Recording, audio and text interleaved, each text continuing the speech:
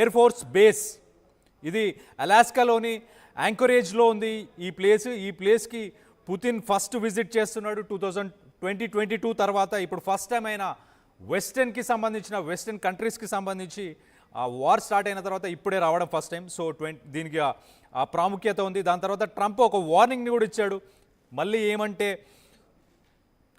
నువ్వు గనక యుక్రెయిన్ మీదకి యుద్ధానికి వెళ్ళడం ఆపకపోతే నీపై ఇంకా టారిఫ్స్ విధిస్తాను, ట్రేడ్కి సంబంధించి ఆయిల్కి సంబంధించి అన్ని టారిఫ్స్ విధిస్తానని కూడా ఆయన చెప్పుకొచ్చాడు. ఒక్కసారి ఆ బయట కూడా వినే ప్రయత్నం చేద్దాం. విన్న తర్వాత మళ్ళీ మీకు డీటెయిల్స్ నేను ఇంకొన్ని చెప్పే ప్రయత్నం చేస్తాను. If Vladimir Putin does not agree to stop the war after your meeting on Friday, yes, they will. Yeah. What will the consequences there will be be? Sanctions, tariffs? There will be, I don't have to say, there will be very severe consequences, yes. If Vladimir Putin does not agree to stop the war after your meeting on Friday, yes, they will. Yeah. What will the consequences there will be Sanctions, tariffs? There will be, I don't have to say, there will be very severe consequences. యుద్ధాన్ని గనక నువ్వు ఆపకపోతే రష్యాపై మరిన్ని tariffs మరిన్ని taxes వేసుకుంటూ వస్తానని ఆయన చెప్పాడు. సో దీంతోపాటు అసలు రానున్న రోజుల్లో వీళ్ళిద్దరి మధ్యలో ఒక ఇద్దరు కంట్రీస్కి సంబంధించిన ఒక లీడర్స్ మధ్యలో సమ్మిట్ కాదు ఇది. దీన్ని మనం గ్లోబల్గా దీని ఇంపాక్ట్ ఎలా ఉంటుంది అనేది ఒక్కసారి ఆలోచించాలి. ఒకవేళ ఈ ట్రంప్ పుతిన్ వీళ్ళిద్దరి డిస్కషన్స్ కనుక సఫలమైతే కనుక యుక్రెయిన్ వార్ ఆగిపోతుంది. ఇండియాపై ఉన్న శాంక్షన్స్ టారిఫ్స్ ఏదైతే 50% శాంక్షన్స్ ఇప్పుడు ఆగస్టు 27 తర్వాత మనకు ఇంప్లిమెంట్ అవ్వబోతున్న 50% అది ఆగిపోతే మనకి ఏదైతే ఇన్ఫ్లేషన్ అనే ఒక ప్రెషర్ ఉందో ఆ ప్రెషర్ కూడా తగ్గిపోయే అవకాశం ఉంది. ఇంకో పక్కన మనం ఈ సమ్మిట్కి సంబంధించి ఇంకొక పాయింట్ చూడాల్సింది ఏంటంటే జెలెన్స్కీని ఈ మీటింగ్లో ఇంక్లూడ్ చేయలేదు. ఈ మీటింగ్ కనుక సఫలమైతే అంటే ఈ మీటింగ్ కనుక సరిగ్గా సాగితే కనుక జెలెన్స్కీని కూడా నేను పిలుస్తానని చెప్పి ట్రంప్ చెప్పుకొచ్చాడు.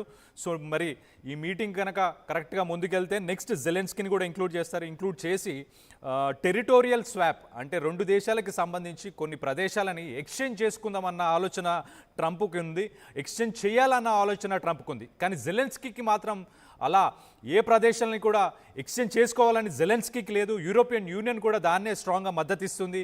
జెలెన్స్కీ ఏదైతే ఏ భూభాగాలను కూడా మేము ఇవ్వాలనుకోవట్లేదు ఎక్స్చేంజ్లో అని చెప్పి జెలెన్స్కీ చెప్పుకొస్తున్నాడు. కానీ ట్రంప్ ఒక పక్కన చూస్తే ట్రంప్ మాత్రం డోన్బాస్ అలాగే క్రిమియా ఐలాండ్ ఏదైతే క్రిమియా ఐలాండ్ని రష్యా ఆక్యుపై చేసుకొని ఉంది ప్రస్తుతం, ఆ క్రిమియా ఐలాండ్ని కూడా ఇవ్వాలి అని చెప్పేసి ట్రంప్ సజెస్ట్ చేస్తున్నాడు.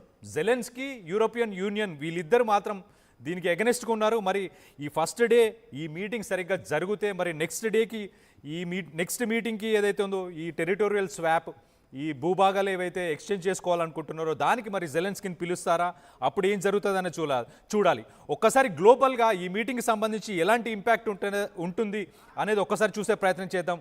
ఒకవేళ ఈ రష్యాకి యుక్రెయిన్కి సంబంధించిన ఈ వార్ కనుక ఆగిపోతే సీజ్ ఫైర్ చేస్తే వార్లో ఈస్టర్న్ యూరోప్లో స్టేబుల్ అవుతుంది ఎకానమీ కానీ, లేకపోతే యుద్ధ వాతావరణం ఇవన్నీ పోయి హ్యుమానిటేరియన్ క్రైసిస్ కూడా తగ్గిపోయే అవకాశం ఉంది. దాని తర్వాత సెక్యూరిటీ కన్సర్న్స్ గురించి కనుక మనం చూస్తే కనుక నేటోకి సంబంధించిన క్రెడిబిలిటీ ఏదైతే ఉందో అది కొంచెం పెరిగే అవకాశం ఉంది.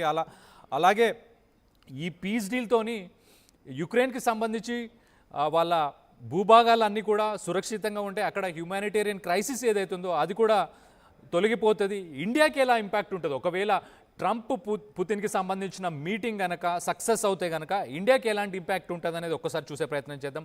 టారిఫ్ రిలీఫ్ ఫస్ట్ అయితే మనకు ఏదైతే 25% మళ్ళీ ఆగస్టు 27 నుంచి 50% టారిఫ్స్ ఇంప్లిమెంట్ చేద్దాం అనుకుంటున్నారు కదా, ఆ టారిఫ్స్ అన్నీ మనకు రిలీఫ్ ఉంటుంది. మనకు దానికి సంబంధించిన ఎవరైతే ఎక్స్పోర్టర్స్ ఉన్నారో ఇండియా నుంచి అంటే అమెరికాకి టెక్స్టైల్స్ కావచ్చు, అలాగే ఆక్వా ఫిషరీస్కి సంబంధించి సీ ఫుడ్ కానీ మిగతా ఏవైతే అమెరికాకి మన ఎక్స్పోర్టర్స్ ఉన్నారో వాళ్ళందరికీ కొంత ఊరట దొరుకుతుందని చెప్పుకోవాలి మనం ఒక పక్కన. సో రష్యా ఆయిల్ నుంచి మనం ఏదైతే రష్యా నుంచి ఆయిల్ పర్చేస్ చేస్తున్నామో ఆ ఆయిల్కి సంబంధించి కూడా మనకు టారిఫ్స్ కూడా తగ్గే అవకాశం ఉంటుంది. సో ఓవరాల్గా ఆయిల్ ప్రైస్ ఏదైతే ఉందో ఆయిల్ ప్రైస్ ప్రపంచం మొత్తంలో కూడా ఆయిల్ ప్రైస్ కొంచెం స్టేబుల్ అయ్యే అవకాశం ఉంటుంది. అండ్ మన స్టాక్ మార్కెట్స్ కూడా ట్రంప్ ఈ మధ్యకాలంలో మనం చూస్తే ఆయన చాలా అంటే ఇండియన్ మార్కెట్ డెడ్ అయిపోయింది, ఆల్రెడీ ఇండియన్ ఎకానమీ డెడ్ అయిపోయిందని చెప్పి ఇలాంటి మాటలు చెప్పినప్పుడు మన స్టాక్ మార్కెట్లో కొంత ఫ్లక్చువేషన్స్ వచ్చినాయి మనం చూస్తే.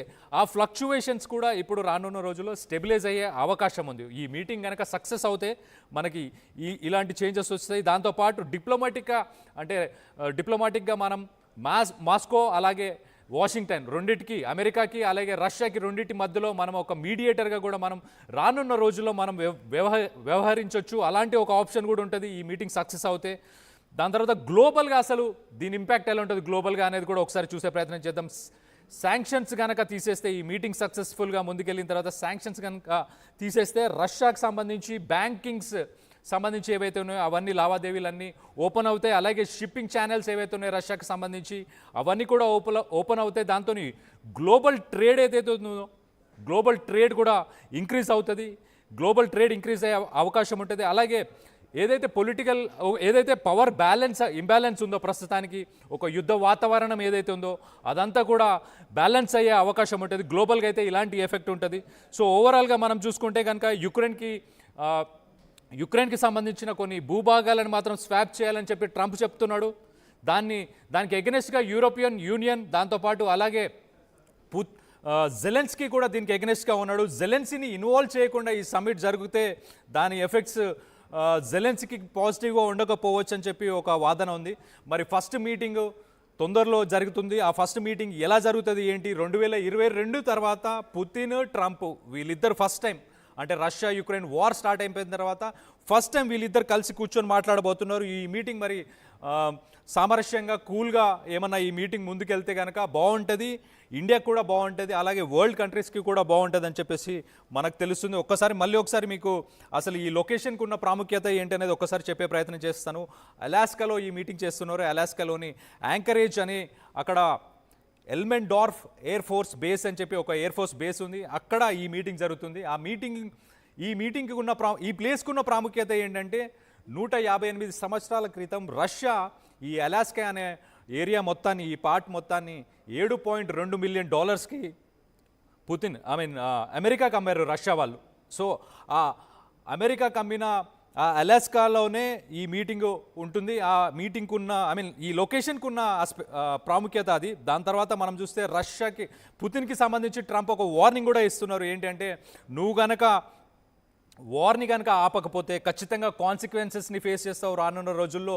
రష్యాకి సంబంధించి నేను టారిఫ్స్ ఇప్పటిదాకా మీ మీద ఉన్న ఆంక్షలన్నింటినీ కూడా నేను ఇంకా పెంచుతాను, ఇంకా ముందుకు తీసుకెళ్తానని చెప్పి ట్రంప్ చెప్పుకొస్తున్నాడు. దాంతోపాటు జెలెన్స్కీ గురించి చూస్తే కనుక జెలెన్స్కీని ఈ మీటింగ్లో ఇంక్లూడ్ చేయలేదు. అసలు జెలెన్స్కీని మీటింగ్కే ఇన్వైట్ చేయలేదు. ఒకవేళ మీటింగ్ మంచిగా జరిగి మంచిగా డిస్కషన్స్ కనుక స్ట్రాటజిక్గా కానీ మిగతా అన్ని డిస్కషన్స్ కనుక కరెక్ట్గా జరిగితే కనుక ముందుకు తీసుకెళ్తాం, అప్పుడు జెలెన్స్కీని ఈ మీటింగ్స్లో ఇంక్లూడ్ చేస్తానని చెప్పి ట్రంప్ చెప్పుకొస్తున్నాడు. సో జెలెన్స్కీ పార్టీది జెలెన్స్కీ వాదన, అలాగే జెలెన్స్కీతో పాటు యూరోపియన్ యూనియన్కి సంబంధించి ఒక వాదన కూడా ఏంటంటే ఏదైతే డాన్బాస్ అలాగే క్రిమియా ఐలాండ్ ఏవైతే రష్యా ఆక్రమించుకుందో వాటిని రిటర్న్ చేస్తే యుక్రెయిన్ నుంచి కొంత ల్యాండ్ని రష్యాకి ఇవ్వాలని చెప్పేసి ట్రంప్ చెప్తున్నాడు. కానీ జెలెన్స్కీతో పాటు యూరోపియన్ యూనియన్ దీనికి ఎగనెస్ట్గా ఉన్నారు. ఒకవేళ ఈ మీటింగ్ సక్సెస్ అవుతే అసలు దాని ఇంపాక్ట్ మిగతా కంట్రీస్ మీద ఎలా ఉంటుంది, ఇండియా మీద ఎలా ఉంటుంది అనేది ఒక్కసారి మాట్లాడుకునే ప్రయత్నం చేద్దాం.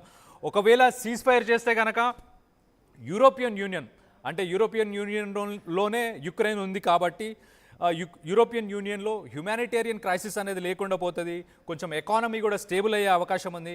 అండ్ యుక్రెయిన్కి సంబంధించి మనం చూస్తే కనుక యుక్రెయిన్ భూభాగం కూడా కొంచెం పెద్దదే. అక్కడి నుంచి చాలా మట్టుకి ఆలుగడ్డలు కానీ లేకపోతే ఆనియన్స్ కానీ అలా చాలా వెజిటేషన్, అది చాలా ఫెర్టైల్ ల్యాండ్. యుక్రెయిన్ అనేది ఒక ఫెర్టైల్ ల్యాండ్ కాబట్టి అక్కడ నుంచి ఎక్స్పోర్ట్స్ ఇంపోర్ట్స్ చాలా జరుగుతాయి. చాలా కంట్రీస్కి కూడా ఎక్స్పోర్ట్స్ ఇంపోర్ట్స్ ట్రేడ్ జరిగే అవకాశం ఉంది. కాబట్టి ఒకవేళ ఈ మీటింగ్ సక్సెస్ఫుల్ అయ్యి సీజ్ ఫైర్ కనుక ఉంటే కనుక గ్లోబల్ ట్రేడ్ అనేది ఖచ్చితంగా డెవలప్ అవుతుంది, ఇంకొంచెం బెటర్గా ఉంటుంది. రష్యా మీద కూడా ఆంక్షలు తీసేస్తారు కాబట్టి గ్లోబల్ ట్రేడ్ అనేది బాగుంటుంది. ఇండియాకి అసలు ఎలాంటి బెనిఫిట్స్ ఉన్నాయి, ఇండియా మీద ఎలాంటి ఇంపాక్ట్ ఉంటుంది అనేది ఒక్కసారి చూసే ప్రయత్నం చేద్దాం. ఇండియా మీద ఇప్పుడు ఏదైతే 25% టారిఫ్స్, దాని తర్వాత 50% అనేది ఆగస్టు 27 నుంచి టారిఫ్స్ ఉండే అవకాశం, ఎఫెక్ట్ అయ్యే అవకాశం ఉంది కదా, అవన్నీ కూడా వెనక్కి తీసుకునే అవకాశం ఉంటుంది. దాని తర్వాత ఆయిల్ ప్రైజెస్ కూడా స్టేబుల్ అవుతాయి. రష్యా నుంచి మనం ఏదైతే కొనుగోలు చేస్తున్నామో వాటిపైన ఆంక్షలు ఉండవు, దానిపైన టారిఫ్స్ కూడా తగ్గిపోయే అవకాశం ఉంది. అండ్ డిప్లొమాటిక్గా చూసుకుంటే కనుక మనం రష్యా, ఇటు వాషింగ్టన్, ఇటు మాస్కో, ఈ రెండింటికి సంబంధించి మనం ఒక డిప్లొమాట్గా వీటి రెండింటికి ఒక మీడియేటర్గా ఉండి కూడా మనం ఫ్యూచర్లో ముందుకు తీసుకెళ్లే అవకాశం ఉంటుంది. సో ప్రస్తుతానికి ఈ మీటింగ్ అనేది ఇద్దరు లీడర్ల మధ్యలో కాకుండా ఇది ప్రపంచాన్ని మొత్తాన్ని ఇంపాక్ట్ చేసే ఒక మీటింగ్ అని చెప్పుకోవాలి. సో ఇండియాకి కావచ్చు, అలాగే వరల్డ్కి కావచ్చు, యూరోపియన్ యూనియన్, జెలెన్స్కీ అందరికీ ఇంపాక్ట్ అయ్యే మీటింగ్ అని మనం చెప్పుకోవచ్చు. అసలు పుతిన్కి ట్రంప్ ఏం వార్నింగ్ ఇచ్చాడనేది మరొకసారి వినే ప్రయత్నం చేద్దాం.